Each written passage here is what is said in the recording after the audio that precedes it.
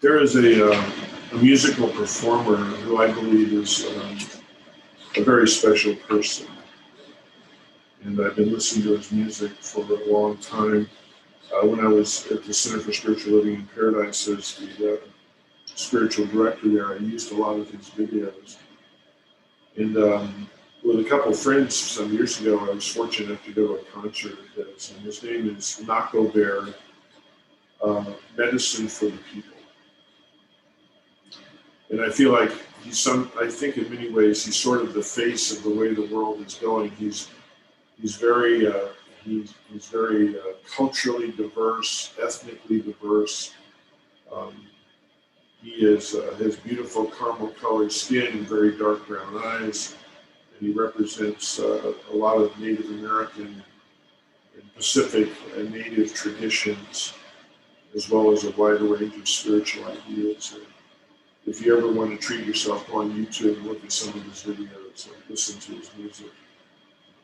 There was a song he came out with some years ago, and the first lines of the song I'm going to, because I do not have the talent of singing, I want to use a couple lines from his opening lines of this song he does as sort of an opening prayer in a way, in a prayerful way. And I'm going to repeat this 3 times. For the West, for the North, for the East, for the South. Grandfather, we need your guidance now. For the West, for the North, for the East, for the South. Grandfather, we need your guidance now. For the West, for the North, for the East, for the South. Grandfather, we need your guidance now. When I was a teenager, I spent 3 of my summers during high school working for a farm, working on a farm. And it was also part of the business of that farm was to run a fruit juice company. So those of us who worked for them, there were 2 brothers who ran this farm, actually with their mother as well. They had inherited this farm from their ancestors, and their father, I never met their father. He passed away long before, or made his transition long before I got involved in all that. And so these 2 brothers and their mother, who lived to be a very ripe, old, beautiful woman, and she ran the farm with them. They were of German descent, and they very much embodied that. And what I mean by that is they were very focused, organized, driven, business-oriented. They were very structured. They saw the world in a very specific way. And so the 2 brothers, they got married, and they both created homes for themselves on the property of the farm. Mom had her home, and the 2 brothers had their homes, and they each got married, and one of the brothers had 4 children, and the other brother had 2. And the brother who had 2 children went along for a while, and then he went through a divorce. And so the family really struggled with dealing with that. This wasn't part of the plan. This wasn't part of the program to go through a divorce. So suddenly he was a divorced man. His children went to go live with their mom, and I believe it was the Bay Area somewhere, but eventually they ended up with him, and I don't know the circumstances of that. And so for a while he became a single father. And so back at that time, and especially within that family and everything, he was just trying to figure this thing out the best he could. So he went along. I knew his 2 children. They were friends of mine. And so, and I knew the struggles they went through, and the struggles he went through. And so eventually he remarried. And so then that set the family, on its ear again. It's like, how do we deal with this? And he brought a lot of change into the family, brought a lot of challenges into the family. And so they kind of worked their way through it, sometimes awkwardly or whatever. And the woman that he married brought a son into the marriage, a young kid. And so both of these people who got married became step-parents. And so now the whole idea be a step-parent. That was a new plan for the family, and they were trying to sort that out. The stepson is someone who I got to know very well because he began to work on the farm, and he was an angry gentleman. He was younger than I was, a couple of years younger than I was, and I worked a lot with him on the farm, and I got to know him. And he talked a lot about his own father. You know, someday my father's going to come get me, and someday I'm going to have a life with my dad. And he idolized his own father, but unfortunately, I never saw any evidence of his father becoming involved in his life. And being the kids do what kids do, you know, children and young people are trying to find their own way and find their own expressions. And so the family he came into with these 6 children of his generation, the 4 from one farmer, the 2 from the other, they kind of gave him a hard time about this dad of his and where was he at. And gee, if you'd like to go live with him, we would think that would be great and whatever. And so there was a lot of that kind of cruelty going on. And I kind of felt for the kid, you know, and I was working with him. And it was funny because the biological children of the farmers, those of us who worked on the farm, there were a number of us teenagers and other people who worked on the farm and worked in the cannery and stuff. They could be kind of hard on us because they kind of took on the mantle of being well, this is our farm and we were born into it. Even though they weren't really running it, they kind of gave us a hard time. And so this kid that I would work with in the fields and the cannery, who was a stepson, you know, he and I kind of got along because they were giving him a lot of grief too. And so we kind of got into it. And so, you know, we all kind of formed an alliance there. His stepfather, though, is the subject of what I want to talk about today because he always tried his very best to open his heart to him. And even though he was very much into his German ancestry, he could be kind of abrupt sometimes and overly organized and overly involved in his own way of thinking. He tried very hard to bring meaning into the child's life. And his wife, the kid's mom, struggled, you know, seeing her son doing what he was doing, and that was just really obvious. And just as someone who was hanging around working on the farm and seeing what was going on, I could see that. I could see her struggle with the way, because he started acting out, and he could be very rude and things like that. But the father, the stepfather, the farmer, always made sure that he had a job and always made sure that he was paid well for what he did, and was always there to try and show him how to deal with the plants we were dealing with and the machinery we were dealing with and anything that we dealt in the cannery. And I was always very much impressed with this quiet man who was trying his best to show up for this kid. It was almost like, it was amazing to me because I was present for a few times where, you know, I heard him, and you could hear the anger and the anguish in his voice of, you know, you're not my dad, and one of these days I won't have to put up with you, and you really don't mean anything to me just because you married my mom. And for any of us who have been step-parents or been around step-parents, you know, man, that's really tough to hear. That's tough to work through.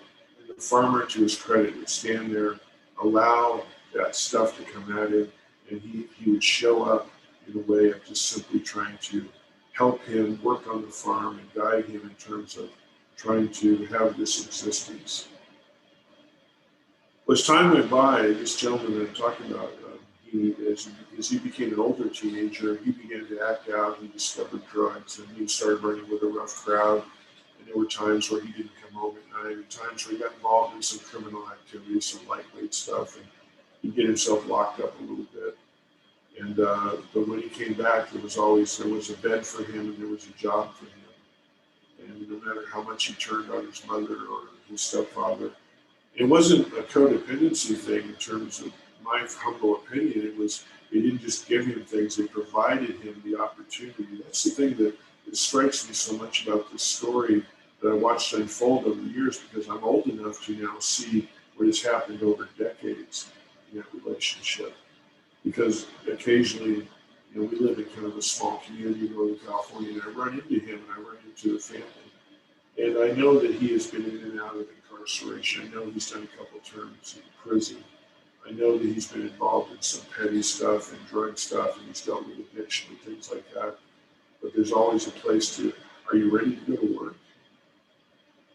Are you ready to, we have a place for you. There's some machinery we need worked on. There's some work on the farm. Are you ready to do that? And he always got the resources for that, and he got a place to go. And he himself got into a couple of failed relationships, and now there are other children involved. Or over the years, I've sort of lost track of it recently, but over the years, there were other, families spread out and families grow, and his problems spread out and his problems grew. And I watched as the stepfather showed up and showed up and showed up and showed up. And not just giving him things, not driving the ambulance for him, not making it all right. He simply said, we're here, we have a job, we have a place, we're here to support you, we're here to allow you to support yourself. Allow you to support yourself.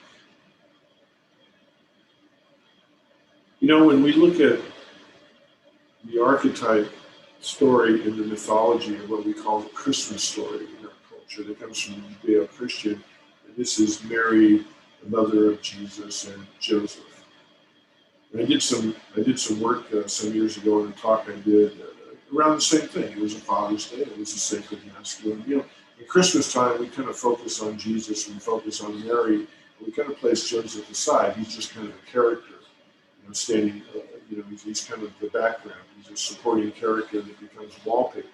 And we've got the wise men. We have the angels. And we have everything else. And oh yeah, by the way, we have kind of that picture of Joseph leading the burro, Mary on the back of it, and they're going off on this journey to pay the taxes and all that, and to escape.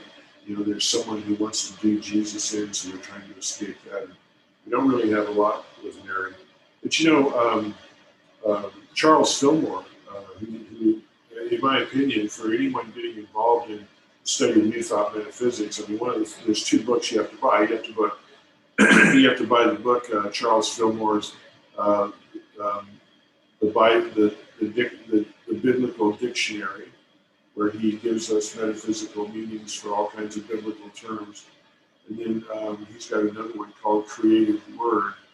I believe it's Creative Word, I think. But anyway, he takes on all kinds of religious ideas and gives them metaphysical and metaphorical meaning. And so I looked at Fillmore's work around Joseph, and he actually does quite an interesting piece. He talks about Joseph being the sacred masculine. Now, in religious science and metaphysics, we think of creation coming about from the masculine and the feminine. But Fillmore talks about Joseph as this archetype of how the masculine energy shows up its highest loving self. And the picture he draws is of this person who is so completely committed to Mary, who is carrying the child, and so completely committed with the outcome, the bringing forth of the Christ, the bringing forth of the higher consciousness. And he is just committed to trying to help that out and facilitate that the best he can. But this is the kicker. Joseph doesn't really understand it. He's got Mary and he's got the Holy Spirit in the mythological story saying, this is very important. This is the coming forward of the Christ, of the new ideal. And we know you don't understand it, but we're all in. And so Joseph said, okay, I love you. I believe in you. I have faith in you. And so I'm going to be there to facilitate this and to provide the linear thinking, getting us down the road, the resources, to stop at the inn or stop at the barn or stop wherever we have to go. I'm going to make sure that you are okay. I'm going to make sure you're fed and clothed, and I'm here to work all that out. And it's actually the creative part of the sacred masculine is to take that concept and to bring it to fruition, to create the container, and to work with the container and guard the container and care about the container so that the birth of the ideal can come forward. And so we bring this into where we live, and it becomes the farmer, the stepfather, who says, hey kid, I don't understand you. I love you, I love your mother, so I'm here to provide resources. I'm here to provide a life for you. I'm here to make sure you have a place to be. This is the sacred masculine. And this is, if you study Matthew Fox's ideas, who has written a lot on the sacred feminine and the sacred masculine. And he talks about, in his work around what he calls the green man. He has the black Madonna and the green man as the archetypes, the feminine and the masculine. And he says of the green man is the faithful helper, builder, and companion. The helper, builder, and companion. The committed one. The one who makes this thing work and shows up to support the feminine. Not to rule over the feminine, not to rule over the child, not to rule over the earth, but to simply be the companion, the helper, because it's the feminine that brings forward the ideas. I found a passage in Science of Mind recently that I wasn't really super familiar with. I was tracking down the idea of the word father and fatherhood and things like that. And Holmes, if you go into a concordance, there's a lot of references to father, the word father, and that archetype in terms of the creation part of it. But I ran across something where he actually talked about the idea of fatherhood. I thought that this was really interesting. I want to share this with you today. Ernest Holmes said, the fatherhood of spirit and the actual brotherhood within humanity will be made apparent on earth to the degree that we realize the power within the doctrine of true unity. The farmer was a stepfather in name only. Because he unified with his stepson, who was a stepson in name only.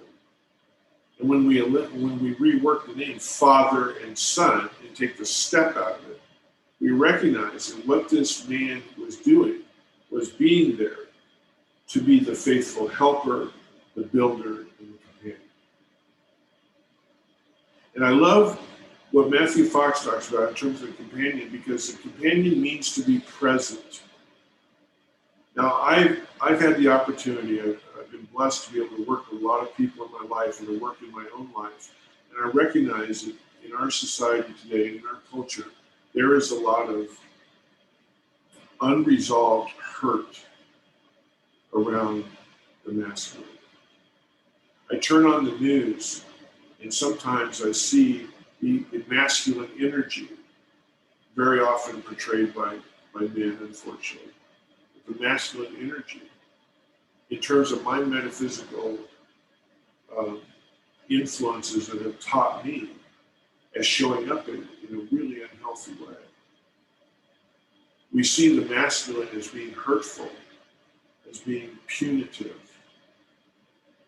as being malicious, as overly invested in ownership and being right and trying to go to militarized means to get what they want. And I'm sure that there were people that this farmer probably, maybe friends of his, who said, you need to take that boy out behind the barn and show him some real wisdom. But in being present over very close to that situation for 3 years of my teenage years in high school, I watched this man simply, and I say simply, but not really simply, as the helper, the faithful helper, the faithful builder, and the faithful companion. That's what the sacred masculine is calling upon us to. That's what our teachings are saying, if we want to embrace the sacred masculine, regardless of our gender, especially those of us who are males, then this is the blueprint. Years ago, I read something that it really touched me, and it's anonymous. I don't know where this quote came from, but it's a quote I've carried with me for a long time. And the quote is, no one knows enough about any situation, place, event, or person to be pessimistic. No one knows enough about any situation, place, event, or person to be pessimistic. The farmer was always optimistic. The sacred masculine that Matthew Fox talks about is always optimistic. The mythological story that we get from the biblical account of what we call the Christmas story, Joseph, the sacred masculine, is always optimistic. Once he was in, he was in. And he wasn't there to own property, and he wasn't there to hurt anybody, and he wasn't there to beat anybody, and he wasn't there to pull out the weaponry. In fact, I kind of love that, that Christmas card picture we have of him leading the burro. Okay, Mary, let's go. Mary, Jesus, the Christ. Let's go forward. I'm here for you. I'll make sure we find a place to sleep. I'll make sure we find a place to stay. When the angels and wise men show up, I'm good with that. It's good. I will be the best host I can be. So today, in summarizing this as we move forward on this beautiful day, first of all, I want to honor all the fathers out there who do embody this. I want to honor all of our leaderships who embody this. I want to honor all the women who embody this. The place of leadership, that place of the masculine, the place of the linear thinking. Today I want to honor each of you for being the faithful helper, the faithful builder, and the faithful companion. And so it is. All right, so now we're going to open ourselves